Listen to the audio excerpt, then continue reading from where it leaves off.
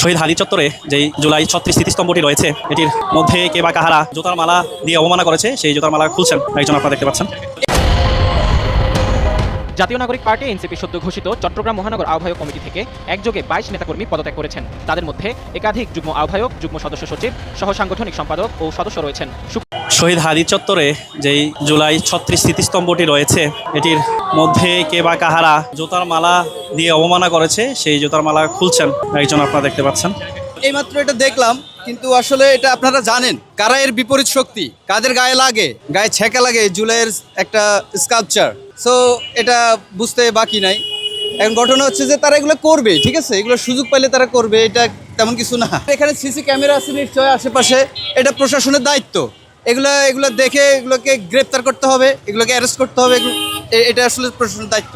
Vitamin E ও C serum 8টি প্রাকৃতিক oil সমৃদ্ধ লিলি সিরাম অয়েল, যা চুল পড়া কমায় মাত্র 30 দিনে। আপনার বিভিন্ন গোয়েন্দা সংস্থার লোকগুলো এখানে ঘুরঘুর করে। আমরা যখন একটা মাইক অথবা একটা ব্যানার নিয়ে যখন আমরা কখনো দাঁড়াই, আমাদেরকে অন্তত 100 বার তারা আইসা ডিস্টার্ব করে যে আপনারা কারা, এখানে কোথায় থেকে আসছেন, কি করতেছেন। তাহলে তারা আমাদের পিছনে তারা ঘুরঘুর করতে পারে। আর আজকে এরকম একটা জঘন্যতম ঘটনা তারা এখানে ঘটাইছে। আজকে এখানে কেউ নাই, আমরা এসে এটাকে অপসারণ করা লাগছে। আমরা মনে করি যে এখানকার যারা দায়িত্বরত এবং কর্তব্যশীল আছেন তাদেরকে এটা জবাব দিতে আনতে হবে। এই ধরনের অপকর্ম করে এখান থেকে চলে যাবে। এই জুলাই স্তম্ভে এই ধরনের ঘটনা ঘটাইছে, তাদেরকে তো আমরা মনে করেন যে সহজে ছাড় দিতে আমরা রাজি না। আমরা এখানে আজকে আমরা কিছুক্ষণ পরে আমরা এখানে এই নিষিদ্ধ সংগঠন এর বিরুদ্ধে আমরা একটা অবস্থান নিব, এবং যারা এই ঘটনা ঘটাইছে আমরা এই শেখ হাসিনার গলায় আমরা এই জুতার মালা আমরা দিব। আমরা কিছুক্ষণের মধ্যে আমরা এই ঘটনাটা যারা করছে তার নিন্দা জানাই আমরা রাখলাম, এবং যারা এই যে করছে নিষিদ্ধ সংগঠন এই হাসিনার যারা মদতপুষ্ট যেই সন্ত্রাসীরা, আমরা তাদের এগেনিস্টে আমরা এখানে হাসিনার গলায় আমরা আবারও আমরা জুতার মালা দিয়ে আমরা এটা আমার প্রতিবাদ জানাবো। দেখেন, হিংসা প্রতিহিংসার রাজনীতি থেকে আমাদেরকে এখনও বের হয়ে আসা দরকার। জুলাই আন্দোলনে সারা বাংলাদেশের প্রায় 80% মানুষের সমর্থন ছিল, তাদের রাজপথে অবস্থান ছিল। এখন দেখেন, মাত্র 2-4 মানুষ, 2-4 ব্যক্তি যে কাজগুলো করতেছে, সেগুলো পুলিশ কেন যেন দেখেও দেখতেছে না। এই যে আমি এখানে দাঁড়িয়ে কথা বলতেছি, দেখবেন যে আইন শৃঙ্খলা রক্ষাকারী বাহিনী আমার কথাগুলো নোট ডাউন করে। আমি শুধু একটা কথাই বলে দেই, হয়তো আপনারা পুরো ঢাকা শহরকে সিসিটিভির আওতায় নিয়ে আসেন, আপনারা আইন শৃঙ্খলা রক্ষাকারী বাহিনীকে আবারও ঢেলে সাজান।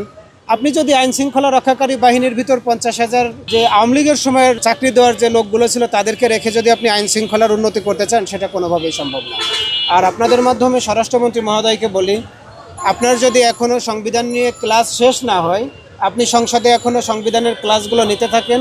সেই সাথে সাথে আপনাদেরই দলের আরেকজন দক্ষ ব্যক্তি আছে, যার আগেও স্বরাষ্ট্র প্রতিমন্ত্রীতে থাকার অভিজ্ঞতা আছে, আপনি বাবর ভাইকে স্বরাষ্ট্রমন্ত্রীর দায়িত্বটা ছেড়ে দেন। আপনাদেরকে বারবার বলতে বলতে এগুলো আর ভালো লাগবে না। আপনারা আজকে যে উস্কানিগুলো দিচ্ছেন, এগুলো আমরা বুঝি।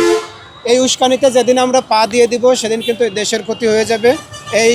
যারা এই উস্কানিতে দিচ্ছে তাদের অনেক বড় ক্ষতি হয়ে যাবে। এগুলো বন্ধ করতে হবে, এবং এখনই বন্ধ করতে হবে। এটা আমাদের যেটা ধারণা, যে বিগত ফ্যাসিস্ট সরকারের অঙ্গ সংগঠন বা এই ধরনের কোনো কুচক্রী মহল, তারা এটাকে বিতর্কিত করার জন্য, যখন সকল মুসলমানরা আজকে পবিত্র জুমার নামাজে আমরা ছিলাম, তো আমরা এখনও শিওর না এটা কখন করা হয়েছে, কিন্তু আপনাদের মাধ্যমে আমরা আসলাম, দেখলাম।